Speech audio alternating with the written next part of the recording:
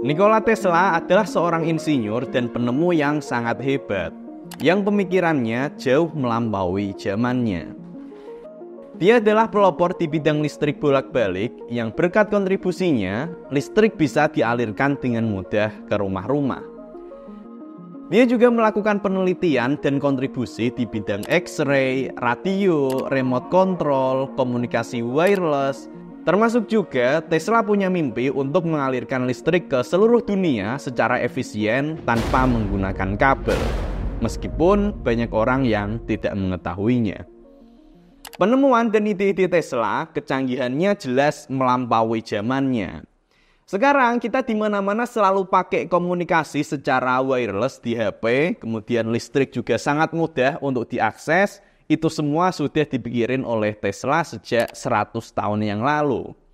Tapi meskipun Tesla adalah seorang penemu yang sangat hebat, yang hasil karya dan kejeniusannya sudah dirasakan manfaatnya oleh semua orang di dunia, akhir hidup Tesla cukup menyedihkan. Pada 7 Januari 1943, seorang pelayan di Hotel New Yorker memasuki kamar nomor 3327. Di mana dia menemukan tubuh seorang pria tua berusia 86 tahun tergeletak di sana. Ini adalah Nikola Tesla. Dia telah sendirian menghabiskan beberapa tahun hidupnya tinggal di kamar penginapan itu, sampai akhirnya meninggal dunia sendirian dalam keadaan bangkrut dan tidak punya uang. Di tahun-tahun terakhir hidupnya, dia hidup dengan makanan yang terbatas, sering hanya berupa biskuit dan susu hangat. Padahal dia adalah seorang penemu yang sangat hebat. Ini adalah kisah dari Nikola Tesla, penemu hebat yang terlupakan dan berakhir menyedihkan.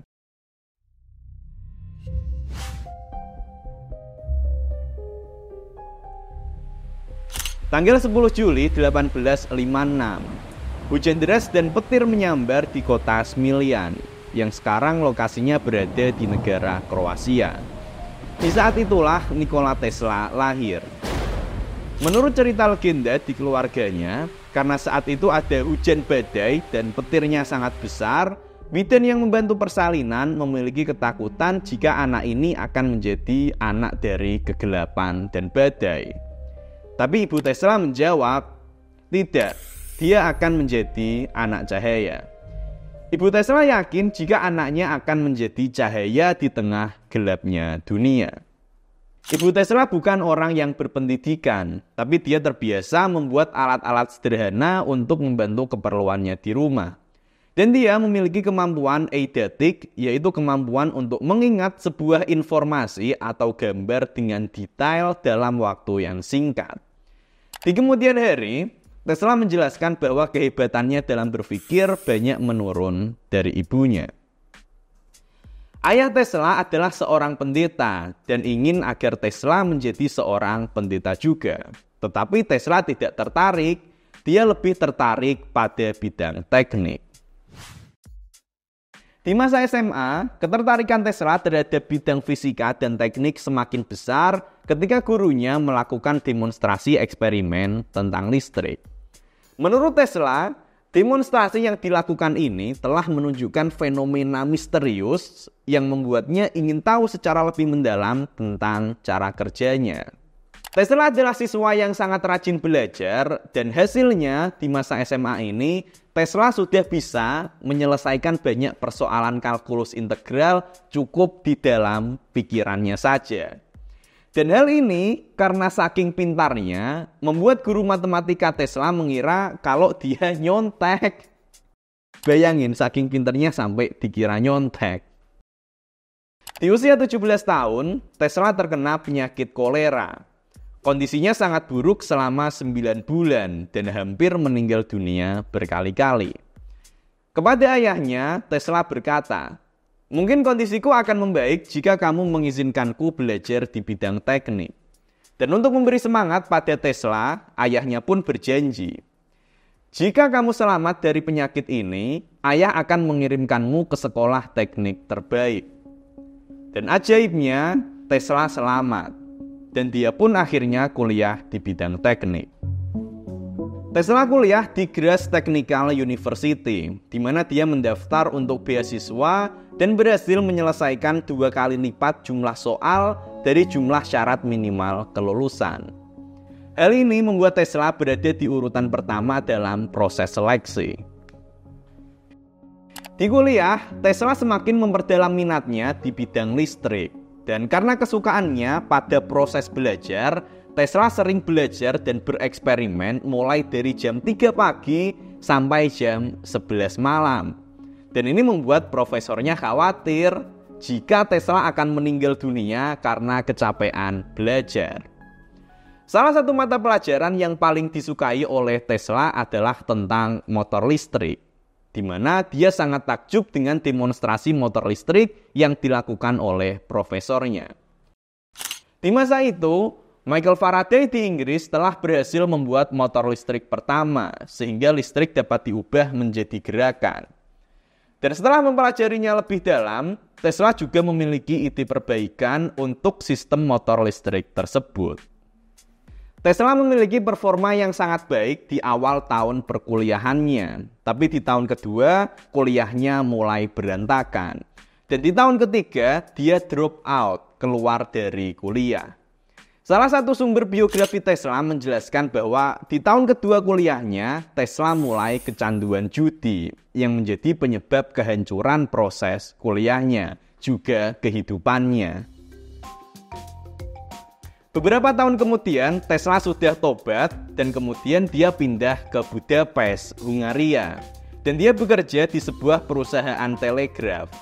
Selama di sini, Tesla melakukan banyak perbaikan sistem elektrik di perusahaan. Dan dalam waktu singkat, dia menjadi kepala bagian kelistrikan. Disinilah kemudian karir Tesla sebagai ahli kelistrikan mulai naik. Di suatu sore, dia jalan-jalan di taman kota.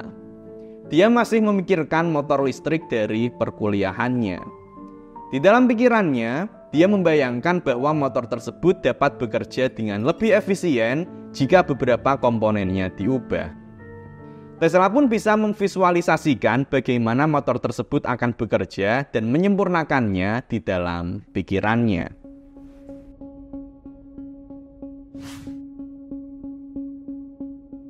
Tahun 1882, Nikola Tesla pindah bekerja di Paris, di anak perusahaan milik Thomas Alva Edison yang bertanggung jawab pada pemasangan lampu-lampu di penjuru kota. Sebagai konteks, Thomas Alva Edison adalah seorang penemu dan pengusaha yang waktu itu sangat terkenal di Amerika. Dia dikenal karena berhasil mengembangkan lampu bohlam yang sebelumnya tidak stabil, instalasinya rumit dan mudah rusak, menjadi lampu bohlam yang efisien, sehingga lampu bohlam ini mulai banyak digunakan oleh masyarakat luas. Dan tidak hanya itu, dia juga menjadi pelopor di bidang distribusi listrik secara luas, sehingga lampu bohlamnya bisa digunakan dan listrik pun mulai dikenal secara luas. Dalam hal ini, Edison juga sudah melakukan ekspansi usaha, salah satunya adalah cabang Eropa, yang Tesla muda mulai bekerja di sana. Selama bekerja di anak perusahaan Edison, Tesla mendapatkan lebih banyak pengalaman di bidang kelistrikan. Dan manajernya pun melihat kalau Tesla ini memiliki potensi yang jauh lebih besar daripada menjadi sekedar teknisi. Pihak manajemen kemudian menempatkan Tesla di bagian riset untuk mengembangkan dan memperbaiki sistem dinamo dan motor. Tahun 1884, manajer anak perusahaan Edison di Paris ditugaskan untuk kembali ke Amerika, dan dia menawari Tesla untuk ikut bekerja di Amerika. Singkatnya, Tesla pun setuju dan dia kemudian pindah ke Amerika untuk bekerja di Edison Machine Works, anak perusahaan Edison yang bertugas untuk melakukan proses produksi berbagai macam alat dan komponen dalam industri yang dikerjakan oleh Edison. Tesla sangat bangga karena dia bisa bekerja di perusahaan milik orang yang dia kagumi. Ya, Tesla muda sangat kagum dengan Edison. Dia bekerja dengan sangat keras dan dalam beberapa minggu, akhirnya kerja kerasnya mendapat hasil di mana dia bisa bertemu dengan Edison dan mendapatkan pengakuan secara langsung dari Edison. SS Oregon adalah kapal penumpang tercepat di masa itu, yang dinamo dan sistem kelistrikannya disuplai oleh perusahaan Edison. Dan waktu itu dinamonya sedang mengalami masalah, sehingga jadwal pelayarannya terganggu. Tesla pun pergi ke kapal itu dan menghabiskan waktu semalam penuh untuk memperbaikinya. Dan akhirnya di pagi hari dinamo kapal itu sudah bisa berfungsi kembali. Di momen ini Tesla menemui Edison yang saat itu bersama beberapa koleganya. Dan Tesla menjelaskan bahwa dia berhasil membuat dinamo itu kembali bekerja. Edison pun bilang ke rekannya yang bernama Batchelor, "Batchelor, this is a damn good man. Batchelor, ini orangnya bagus banget." Tesla tidak banyak bertemu secara langsung dengan Edison, dan momen itu sekaligus pengakuan dari Edison membuat Tesla semakin semangat untuk bekerja. Di lain kesempatan, Edison juga berkata kepada Tesla, "Saya punya banyak asisten yang sering bekerja keras, tapi kamu adalah yang terbaik."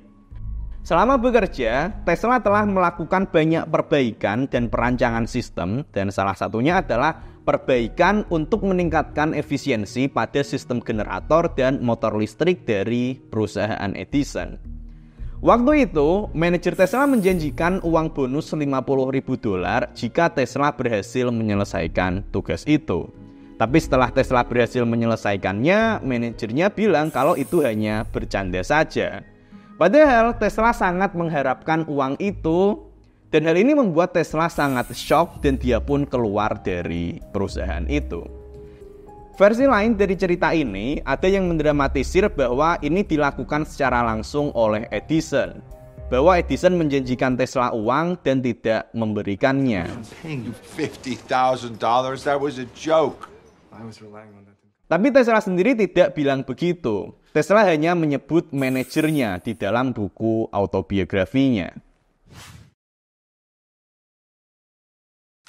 Setelah keluar dari perusahaan Edison, banyak tawaran datang ke Tesla.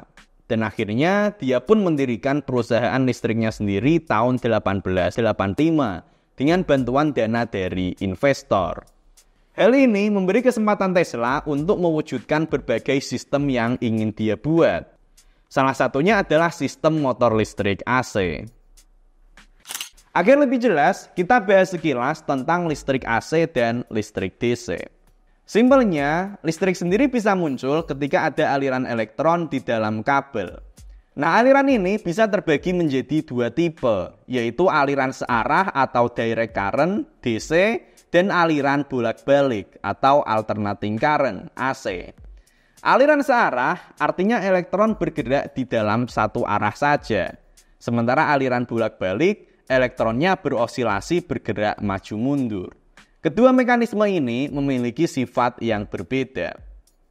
Salah satunya, untuk mengalirkan daya listrik yang besar, listrik DC memerlukan generator induk tiap beberapa kilometer karena banyak energi yang terbuang ketika arus dan tegangannya tinggi. Sementara itu, pada arus AC, nilai voltase dan arusnya bisa diatur dengan lebih mudah, sehingga energi yang terbuang jauh lebih sedikit. Akibatnya, listrik AC bisa lebih efisien untuk distribusi listrik secara luas. Selama bekerja di perusahaan Edison, Tesla beberapa kali memberikan saran perbaikan untuk mengganti sistem listrik DC menjadi sistem listrik AC, agar distribusi listrik dapat dilakukan dengan lebih mudah. Tapi ini ditolak karena bagaimanapun juga sistem yang dibangun oleh perusahaan Edison adalah sistem listrik berbasis DC. Lampunya bekerja dengan listrik DC, generatornya DC, infrastrukturnya yang dibangun pun juga untuk sistem DC. Jadi untuk mengubah semuanya ke AC akan butuh biaya yang sangat besar dan bisa jadi tidak ada cukup dana untuk melakukan itu. Jadi di sini keduanya berbeda pendapat. Pihak Edison mendukung listrik DC, sementara Tesla mendukung listrik AC. Ada rivalitas antara keduanya. Edison sebenarnya tahu kelebihan dari listrik AC ini, tapi dia udah terlanjur melakukan banyak investasi di listrik DC, sehingga dia ingin listrik DC lah yang digunakan. Selain itu, di masa itu belum ada generator dan motor listrik yang bisa cukup efisien bekerja untuk listrik AC. Sementara Tesla masih berada pada keyakinannya bahwa listrik AC adalah sistem distribusi listrik yang lebih baik. Sayangnya, perusahaan pertama Tesla tidak berjalan baik. Investornya tidak peduli dengan motor listrik AC yang diinginkan oleh Tesla. Mereka hanya peduli untuk mendapatkan keuntungan secepat mungkin. Singkatnya, Tesla ketipu dan dia pun juga kehilangan hak atas patennya secara pribadi karena ditukar dengan kepemilikan saham di perusahaan tersebut. These patents belong to the Tesla Electric Light Company. Well, this is now the Union Electric and Manufacturing Company, and I own everything in this office. Patents, designs, engineers, all mine. There's never going to be anything named Tesla ever again.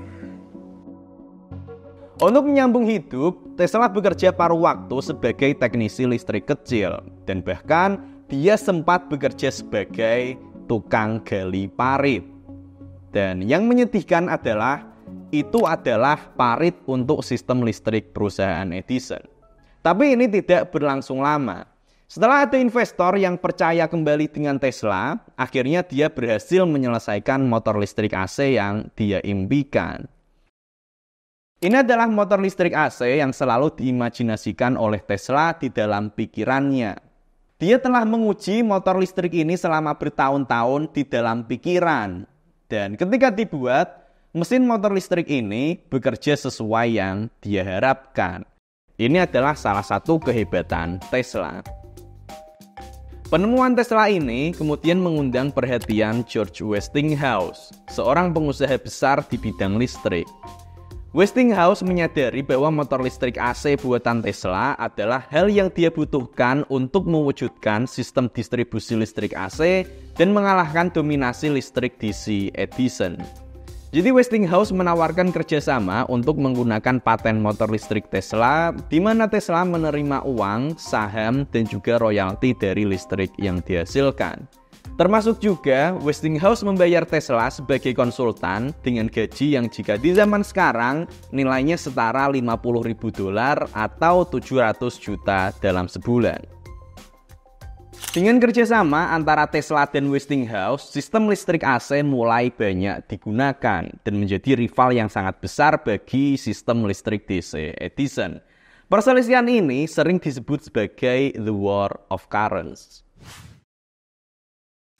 Menyadari bahwa sistem listrik AC ini dapat menggerus marketnya, perusahaan Edison pun melakukan kampanye yang menunjukkan bahwa listrik AC berbahaya. Salah satunya, mereka membuat selebaran 84 halaman dengan judul Peringatan dari Perusahaan Edison Electric Light yang dikirim ke koran-koran, juga ke perusahaan-perusahaan yang berencana untuk membeli alat-alat elektronik dari kompetitor mereka. Secara terpisah, ada seorang aktivis ahli listrik, Harold Brown, yang menyuarakan penolakan terhadap listrik AC, karena listrik AC lebih berbahaya daripada listrik DC. Brown melakukan demonstrasi dengan mengalirkan listrik AC dan DC ke anjing liar, di mana dengan listrik DC 1000 volt, anjingnya tidak mati. Sedangkan listrik AC 330 volt, anjingnya langsung mati. Termasuk juga, Brown menyarankan penggunaan listrik AC untuk hukuman mati ketika pihak pengadilan mencari cara baru untuk melakukan hukuman mati. Di kemudian hari, diketahui bahwa aktivis ini memiliki hubungan dengan perusahaan Edison. Namun demikian, nasib baik menyertai Westinghouse dan Tesla. Mereka berhasil memenangkan tender untuk menerangi Festival Chicago World Fair, di mana mereka bisa menawarkan harga 50% dari yang ditawarkan oleh perusahaan Edison. Festival itu diterangi dengan listrik AC dan 27 orang yang mendatangi festival itu bisa melihat bagaimana listrik AC akan bisa menerangi dunia. Ditambah lagi, Westinghouse pun berhasil memenangkan tender untuk menggunakan energi air terjun Niagara untuk menghasilkan listrik menggunakan generator AC.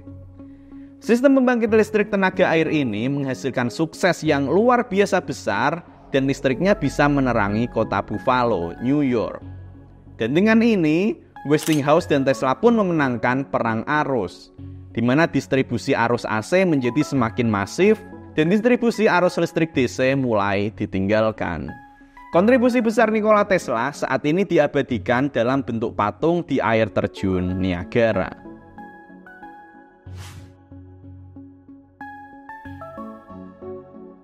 Keberhasilan pembangkit listrik di air terjun Niagara membuat Tesla memiliki cukup banyak uang. Dan dengan uang ini, Tesla menjadi bebas secara finansial. Dan dengan dananya, dia pun kemudian mulai membuat laboratorium pribadi untuk mewujudkan ide-ide inovasi terbarunya. Di momen inilah, Tesla membuat banyak penemuan-penemuan lain yang sangat revolusioner. Tesla berhasil membuat versi awal dari lampu neon, melakukan eksplorasi sinar X, membuat komunikasi tanpa kabel dengan radio, membuat remote control, dan lain sebagainya. Ini adalah momen ketika Tesla memberi kuliah di Columbia University, di mana dia menunjukkan versi awal dari lampu neon yang kita kenal sekarang. Tesla mendemonstrasikan ketika tabung kaca berisi gas berada di daerah medan listrik, tabung kaca ini bisa bercahaya. Tanpa perlu filamen, juga memungkinkan untuk menyala tanpa ada kabel yang terhubung. Dan jelas ini membuat semua audiens terpana. Tesla tidak fokus pada lampu neon ini, tapi fokus tentang potensi bahwa listrik ini dapat didistribusikan tanpa menggunakan kabel. Jadi ketika Edison dan Westinghouse mereka rival tentang bagaimana caranya untuk mendistribusikan listrik, Tesla udah mikir bahkan lebih jauh lagi bahwa listrik ini mungkin untuk didistribusikan tanpa perlu menggunakan kabel. Tesla juga melakukan percobaan pada sinar X-ray. Tahun 1896, Tesla mendengar penemuan Wilhelm Röntgen terhadap sinar X. Dan dia pun secara mandiri melakukan percobaan untuk menghasilkan X-ray dan berhasil untuk mengambil foto X-ray dari tangannya. Foto ini dikirim Tesla ke Röntgen, dan bahkan Röntgen sendiri sebagai penemu sinar X, dia terkagum-kagum bagaimana Tesla bisa menghasilkan gambar sebaik itu dengan X-ray. Tesla juga melakukan demonstrasi remote control yang dia sebut sebagai teleautomation. Dia melakukan pertunjukan ke publik di Madison Square di New York, di mana dia membuat sebuah miniatur kapal yang dikendalikan dari jarak jauh. Tesla sempat berharap agar teknologi ini dapat digunakan oleh Angkatan Laut untuk membuat torpedo yang bisa dikontrol. Namun pihak TNI Angkatan Laut Amerika belum menunjukkan ketertarikan. Demonstrasi yang dilakukan oleh Tesla ini menjadi cikal bakal dari teknologi kendali jarak jauh yang kita kenal saat ini, yang bisa kita lihat pada drone dan lain sebagainya. Salah satu penemuan lain yang terkenal dari Tesla adalah Tesla Coil. Sebuah alat yang dapat menghasilkan voltase listrik sangat tinggi yang bahkan bisa sampai mengeluarkan lompatan listrik. Karena alat ini, Tesla menemukan bahwa dia bisa mengirim dan menerima sebuah sinyal jika sinyalnya beresonansi pada frekuensi yang sama. Ini adalah prinsip dasar dari cara kerja komunikasi radio. Tesla pun mempersiapkan sebuah sistem sederhana untuk mengirimkan informasi dengan gelombang radio ini. Sayangnya, laboratorium Tesla terbakar sehingga banyak penelitiannya dan peralatannya rusak. Dan dia pun menunda penelitiannya di bidang komunikasi nirkabel ini. Di belahan dunia yang lain, di waktu yang sama, Guglielmo Marconi juga sedang mengembangkan komunikasi radio di Inggris dan telah mendapatkan paten di Inggris. Marconi juga mencoba untuk mendaftarkan paten radionya di Amerika, tapi pengajuan patennya ditolak karena sangat mirip dengan paten yang telah diajukan oleh Nikola Tesla. Tapi ketika Marconi berhasil melakukan komunikasi radio pertama melintasi samudera, publik mulai mengenal Marconi. Banyak investor mulai mendukung penemuan Marconi, termasuk salah satunya adalah Thomas Alva Edison. Marconi pun melakukan penyesuaian pengajuan paten sampai beberapa kali, dan berhubung dia punya banyak backingan dana dari investor, pada akhirnya pengajuan patennya pun diterima oleh pengadilan Amerika. Lah, Tesla kaget dong. Sebelumnya paten Marconi ditolak karena mirip dengan patennya Tesla yang sudah lebih dulu diajukan dan sudah diterima. Tapi kok malah pada akhirnya diterima juga. Salah satu alasan kenapa paten Marconi bisa lolos, ya jelas karena dia punya banyak backingan dana. Dan selain itu, ada penyesuaian paten di mana di sini Marconi berfokus pada sistem komunikasi wireless, sementara paten Tesla berfokus pada transmisi energi secara wireless. Tesla sempat mengajukan gugatan atas paten tersebut, namun karena Marconi punya lebih banyak dana, dananya tak terbatas lah ya, pada akhirnya Tesla merelakan hal itu, meskipun aslinya Tesla telah lebih dulu menemukannya. Di saat yang sama saat konflik ini terjadi, Tesla dengan bantuan dana dari investor membangun sebuah bangunan besar yang dikenal sebagai Wardenclyffe Tower atau Tesla Tower. Sebuah tower setinggi 57 meter dengan diameter bola di atasnya mencapai 21 meter. Dengan tower ini, Tesla berharap untuk bisa melakukan komunikasi wireless yang lebih baik daripada Marconi. Dan lebih dari itu, dengan tower ini Tesla berencana untuk mendemonstrasikan transmisi energi listrik tanpa kabel melewati Samudra Atlantik. Visi besar Tesla dalam Wardenclyffe Tower ini adalah yang dia sebut sebagai World System. Tesla menjelaskannya dengan gambaran bahwa semua pengguna telepon dapat menelpon orang lain di belahan bumi manapun. Alat penerima yang dibutuhkan sangatlah murah, ukurannya tidak lebih besar daripada jam tangan, yang ini memungkinkan mereka untuk mendengarkan telepon ataupun mendengarkan musik dimanapun, baik itu di darat ataupun di laut, seberapa jauh pun itu. Di sisi lain, sistem radio Marconi telah berhasil bekerja dengan biaya yang jauh lebih murah. Ini membuat para investor mulai meragukan Tesla, karena apa yang dia janjikan masih belum memberikan hasil. Di sini, Tesla membutuhkan dana tambahan dari investor untuk menyelesaikan proyeknya. Tapi para investor merasa progres dari proyeknya Tesla sangatlah lambat. Karena balik lagi, mereka ingin untuk sesegera mungkin mendapatkan keuntungan. Dan mereka tidak ingin lagi membiayai proyek Tesla. Padahal menurut Tesla, proyek tersebut sudah hampir selesai. Tinggal sedikit lagi dan sistem ini akan dapat bekerja digunakan oleh seluruh orang di seluruh dunia. Pada akhirnya, Tesla tidak punya cukup uang dan Wardenclyffe Tower pun dihancurkan karena biaya sewa lokasinya belum dibayar. Mimpi Tesla untuk membuat sistem transmisi listrik ke seluruh dunia tanpa menggunakan kabel pun pudar. Padahal, selama di Wardenclyffe Tower ini, Tesla sudah melakukan banyak eksperimen. Yang oleh orang di sekitar disampaikan bahwa sering muncul kilatan listrik dan suara gemuruh dari arah tower.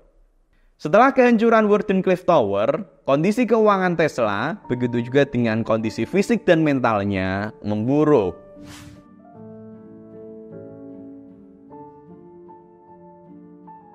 Nama Nikola Tesla pernah sangat bersinar ketika dia berhasil membuat sistem motor listrik AC sehingga distribusi listrik dapat dinikmati oleh banyak orang. Namanya pun masih banyak dikenal ketika dia menghasilkan banyak inovasi teknologi terbaru yang belum pernah dilihat oleh banyak orang. Namun, nama Tesla mulai memudar di akhir hidupnya. Pada akhirnya, Nikola Tesla tua dipekerjakan oleh perusahaan Westinghouse sebagai seorang konsultan, dan mereka membayar biaya kamarnya di Hotel New Yorker. Tesla tinggal di sana selama 10 tahun terakhir hidupnya dalam kondisi finansial yang sangat terbatas. Dia sering hanya makan biskuit dan susu hangat, dan sangat sering memberi makan burung-burung merpati yang ada di kota. Tesla adalah seorang penemu yang hebat. Ide-ide dan penemuannya jauh melampaui zamannya. Dia juga bukan orang yang serakah. Dia lebih fokus untuk membuat penemuan yang membantunya untuk memahami alam semesta, sekaligus penemuan yang membantu banyak orang, tanpa terlalu mempedulikan sisi komersialnya. Sekarang ini kita bisa menikmati listrik dengan sangat mudah. Ini adalah kontribusi besar dari Nikola Tesla. Nama Nikola Tesla sekarang diabadikan oleh Elon Musk sebagai nama untuk perusahaan mobil listriknya, untuk mengenang kehebatan dan kontribusi besar dari Nikola Tesla.